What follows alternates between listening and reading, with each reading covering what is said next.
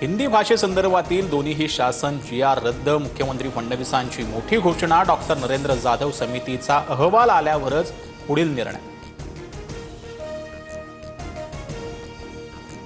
मराठी माणसाच्या शक्तीसमोर सरकारची शक्ती हरली। 5 तारखेला मोर्चाऐवजी विजयी सभा होणार, उद्धव ठाकरेंची माहिती, सर्वांनी सहभागी होण्याचंही आवाहन। हिंदी भाषेबाबतचा जी.आर रद्द होताच मुंबई पुण्यात मनसैनिकांचा जल्लोष, ढोल ताशांच्या गजरात फटाके फोडत आनंद साजरा।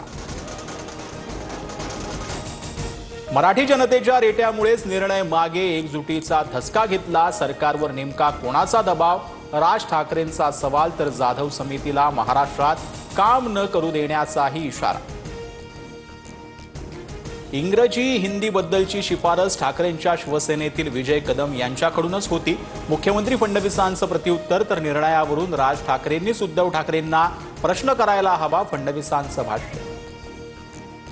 माझ्या अध्यक्षतेखाली फक्त अभ्यास समिती नेमली गेली, जी.आर फडणवीसांनीच काढला, आरोपांवरती उद्धव ठाकरेंचं उत्तर। मनसेला संपलेला पक्ष म्हणणारे आता स्वतःच्या पक्षातील गळती थांबवण्यासाठी राज ठाकरेंशी युती करत आहेत। ही वेळ का आली? यांचं उद्धव ठाकरेंनी आत्मपरीक्षण करावं, शिंदेंची टीका। आम्ही दोघे भाऊ एकत्र झालो तर यांना काय त्रास? शाखा प्रमुखांच्या बैठकीत उद्धव ठाकरेंचा सत्ताधाऱ्यांवर हल्लाबोल, तर एका विषयानं मराठी माणसाला एकत्र केल्याबद्दल फडणवीसांचे आभार, ठाकरेंचा टोला। एक वेळ मनसेचा विचार करू, पण उद्धव ठाकरेंच्या शिवसेनेसोबत जाणार नाही। दोन्ही शिवसेना आणि मनसे एकत्र येण्याच्या गजानन कीर्तीकरांच्या भूमिकेवर उदय सामंतांची प्रतिक्रिया। उद्यापासून विधिमंडळाचं पावसाळी अधिवेशन, विरोधी पक्षाचा चहापानावर बहिष्कार, शेतकरी कर्जमाफी, पीक विमा, मंत्र्यांची बेताल वक्तव्य, शक्तीपीठ महामार्ग अशा विषयावरती महायुती सरकार असंवेदनशील असल्याची टीका।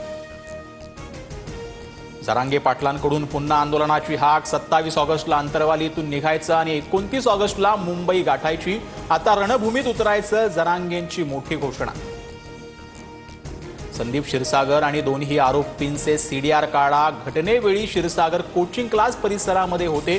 बीडमधील विद्यार्थिनी विनयभंग प्रकरणावरून धनंजय मुंडेंची टीका।